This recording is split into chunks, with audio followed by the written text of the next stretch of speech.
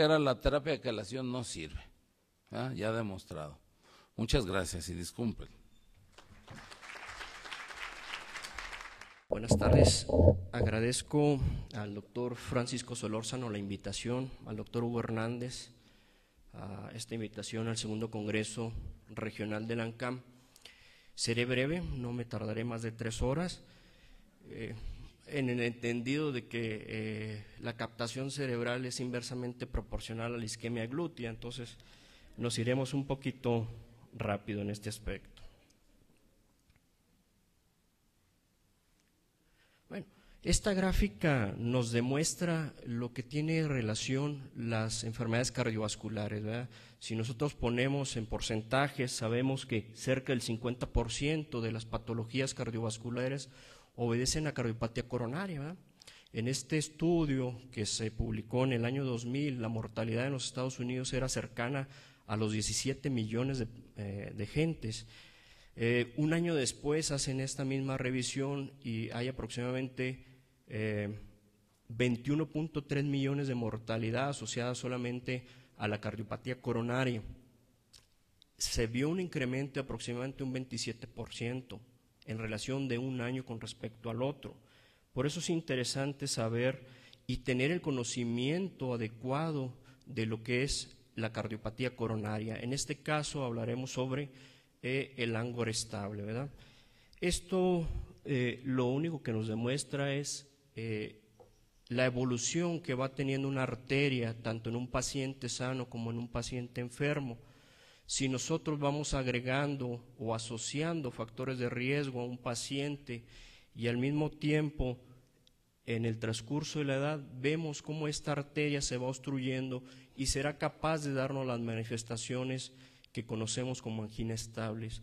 No todos los pacientes se nos presentan como angina estable, hay muchísimos pacientes que tienen enfermedad coronaria demostrada pero que permanecen asintomáticos y que debemos estar alertas ante esta situación.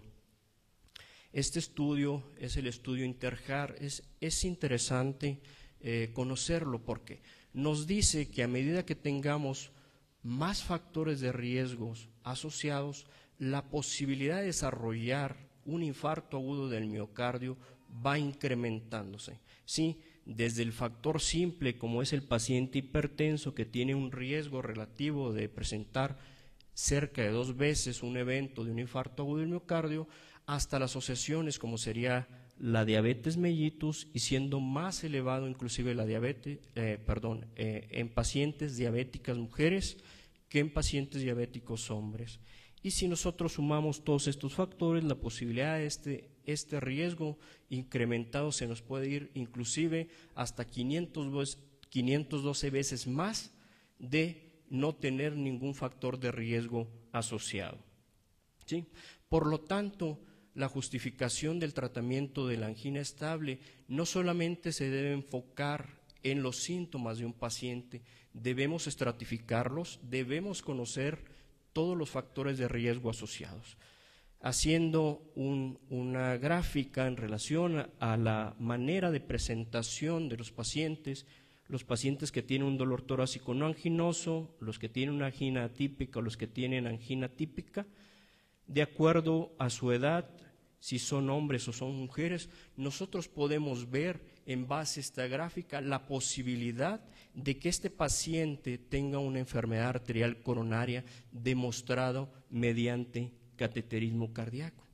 Y aquí vienen situaciones que debemos tener en cuenta, ¿sí?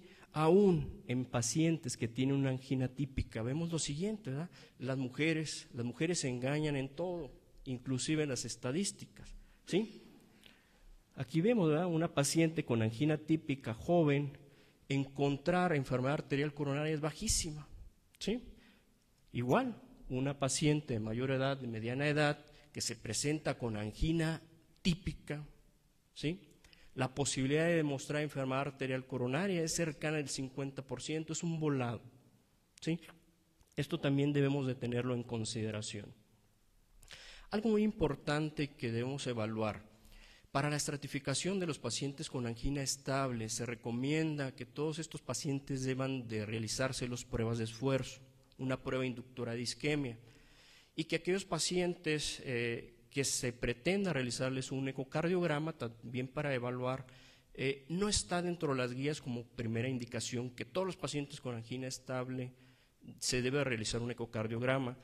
Desde mi punto de vista, yo no estoy de acuerdo, dado que todo paciente que se deba de tratar de manera integral se debe de conocer en conjunto la totalidad de las características de ese paciente para poderle ofrecer un tratamiento mucho más adecuado.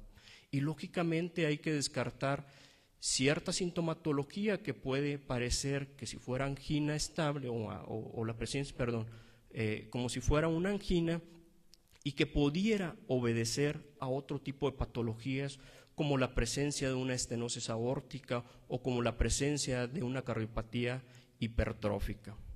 Sí, por lo tanto, el ecocardiograma, además de la prueba de esfuerzo, es de muchísima utilidad y nos funciona o nos sirve también para evaluar también la función sistólica de ese paciente, la función diastólica, valorar el grado de hipertensión pulmonar. ¿Sí?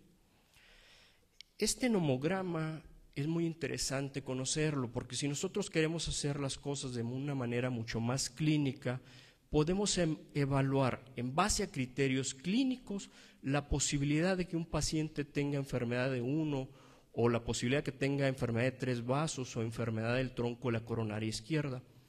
Entre más factores de riesgo tengamos o más factores pronósticos en contra tengamos, esta posibilidad se va incrementando. Este nomograma nos dice que en base a la edad, si nosotros tenemos factores o asociadas otras características, como puede ser el género masculino, la presencia de un infarto del miocardio antiguo, la historia familiar de cardiopatía coronaria, ser diabético, ¿sí?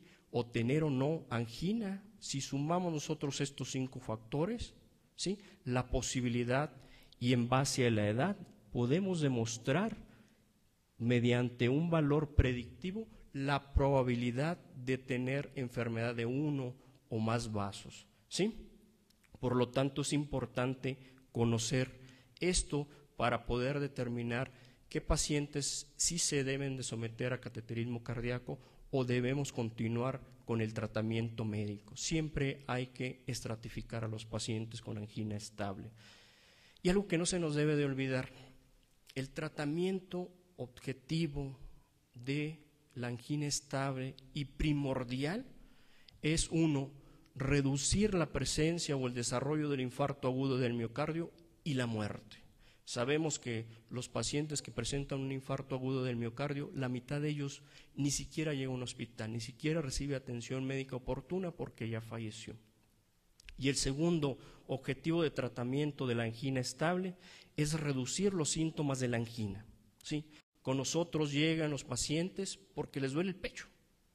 No llegan diciendo, vengo con usted doctor porque quiero que me reduzca la posibilidad de un infarto de acuerdo a este dolor que tengo y que yo catalogué como angina estable. No, ellos van buscando la atención a que nosotros le quitemos la molestia de la angina estable y por lo tanto también en mejorar la calidad de vida de ese paciente. Bueno, el tratamiento lo debemos dividir en 2 grandes grupos. 1, aquellos que nos ayuden a prevenir el infarto agudo del miocardio o la mortalidad, y el otro grupo que sería para reducir los síntomas. Bueno, dentro del grupo que encontramos para reducir el infarto agudo del miocardio y la posibilidad de muerte lo podemos dividir en 2 grandes grupos, aquel que se le da un grupo tratamiento farmacológico o aquel que tiene que ser sometido a una intervención coronaria. Bueno, hay guías bien establecidas que nos dicen de una manera o mediante mnemotecnia cuáles serían los lineamientos de seguimiento para el tratamiento de la angina estable, ¿verdad? Y es muy fácil evaluarlo, es el A, B, C, D, E. ¿Sí? Si nosotros nos guiamos mediante esta mnemotecnia, seremos capaces de tratar de una manera más integral y óptima a los pacientes con angina estable. Algo interesante también a recalcar, cuando se hicieron los primeros lineamientos o los task force en el tratamiento de la angina estable, eran lineamientos que solamente se habían hecho por el Colegio Americano de Cardiología la Asociación Americana de Corazón